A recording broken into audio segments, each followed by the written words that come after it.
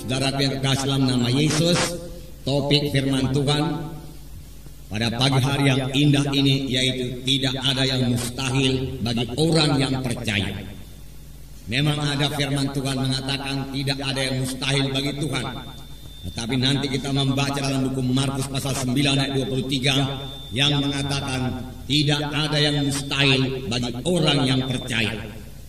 Biarlah semua kita nanti saudaraku setelah selesai firman Tuhan ini berani juga berkata tidak ada yang mustahil bagi saya yang percaya.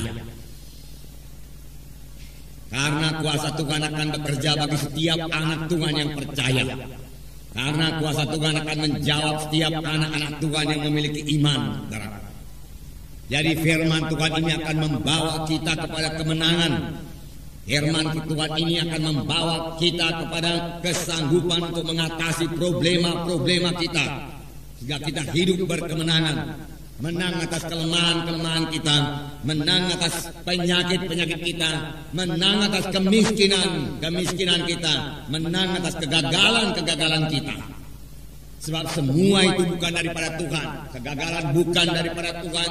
Kemiskinan bukan daripada Tuhan. Kekurangan bukan daripada Tuhan.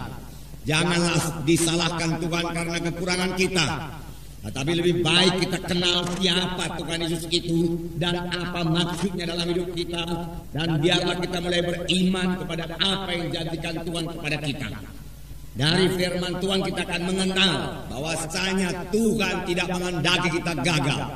Tuhan tidak menghendaki kita miskin, saudaraku. Tuhan tidak menghendaki kita kalah. Dari mulanya Tuhan memilih satu umat bagi dirinya sendiri. Dan umat yang dipilih Tuhan itu saudaraku sangat diberkati Tuhan. Dan saudaraku sepanjang umat yang dipilih Tuhan itu bersandar kepada Tuhan, dia tidak bisa dikalahkan oleh bangsa-bangsa lain. Karena Tuhan beserta dengan mereka dan Tuhan sendiri yang memberikan kemenangan kepada mereka itu, saudaraku. Saudaraku yang kasih dalam nama Yesus, puji Tuhan, saudaraku. Dan kemenangan juga berlaku bagi kita buat pagi hari yang indah ini, saudaraku. Jadi kita bisa bebas daripada kekalahan kita. Kita bisa hidup dalam kemenangan. Kalaupun sekarang ini saudara belum memilikinya. Miliki dulu tekad, memiliki dulu iman, miliki dulu visi seperti ini. Dari firman Tuhan yang saudara dengar ini, saudara akan memiliki visi. Oh, rupanya saya bisa menang. Saya tidak perlu kalah. Saya tidak perlu gagal lagi. Oh, rupanya penyakit tidak perlu menguasai saya lagi. Saya sudah kenal hak saya. Saya sudah kenal apa yang disediakan Tuhan bagi saya.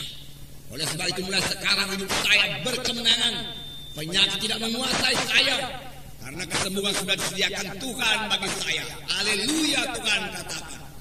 Dengan berkata demikian iman saudara mulai tumbuh. Dan kalau tiap-tiap hari saudara terus beriman demikian, saudaraku, maka sama sebagaimana iman saudara akan jadi kepada saudara. Jadi miliki iman lebih dahulu. Sebab firman Tuhan berkata tanpa iman mustahil. Dari mana datangnya iman? Iman datang daripada firman Tuhan. Iman datang daripada mendengarkan firman Tuhan. Mendengarkan firman Tuhan yang benar, saudaraku. Mendengarkan firman Tuhan yang memberikan pengertian yang benar kepada Tuhan, kepada saudara dari hamba Tuhan yang benar, saudara. Itu sebabnya kita perlu sekali mendengarkan, saudaraku, hamba-hamba Tuhan yang benar yang diurapi Tuhan.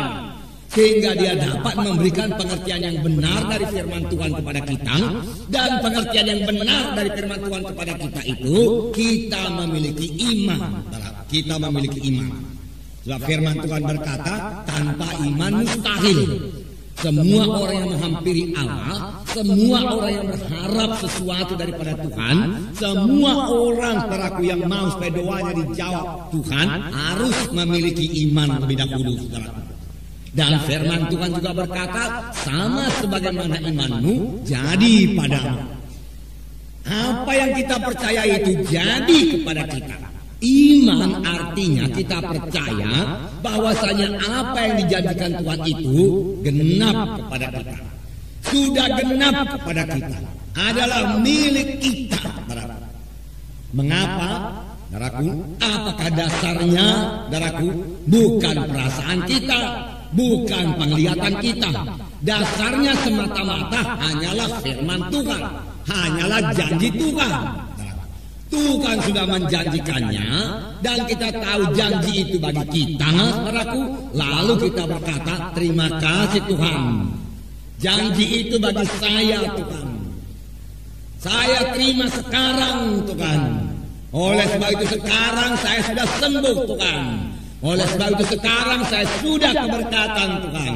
Karena firman-Mu sudah mengatakannya demikian. Walaupun yang dikatakan Tuhan itu belum kita lihat jadi dalam hidup kita, belum kita rasakan di dalam tubuh kita ini. Iman tidak bergantung kepada perasaan. Iman tidak bergantung kepada penglihatan. Iman juga tidak bergantung pada pengalaman. Iman bergantung semata-mata kepada janji Tuhan. Kelihatan atau belum kelihatan, sudah kita terima atau belum kita terima, saudaraku, kita harus tetap berpegang pada janji Tuhan itu. Maka dia akan memperoleh apa yang diimankannya. Dia akan memperoleh apa yang dikatakannya. Firman Tuhan berkata, saudaraku. Saudara yang kasih dalam nama Yesus. Jadi kita bisa menang, saudaraku. Jadi kita semua bisa berhasil, saudaraku. Jadi kita semua bisa berbuat perkara yang besar, saudaraku. Jadi nasib kita berubah dalam Tuhan ini. Dan memang mesti berubah, saudaraku. Kita datang kepada Tuhan untuk menerima perubahan ajaib. Kita datang ke gereja ini bukan untuk sekedar menerima sedikit pengertian-pengertian baru daripada firman Tuhan. Bukan yang sekedar begitu saja. Kita datang untuk diubahkan.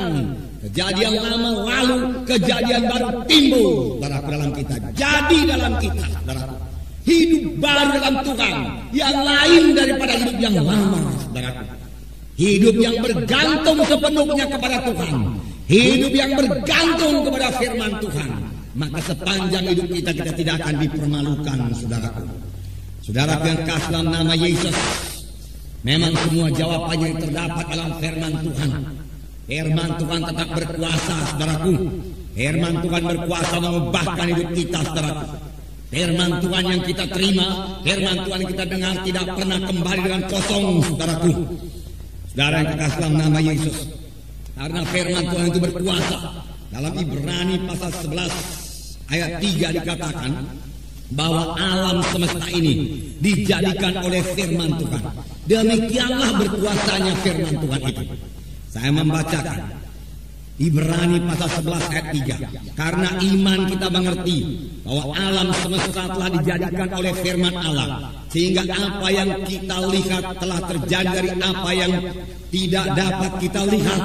Dengan iman kita mengerti bahwa alam semesta ini, dunia ini telah dijadikan oleh firman Allah, sehingga apa yang kita lihat telah terjadi dari apa yang tidak dapat kita lihat.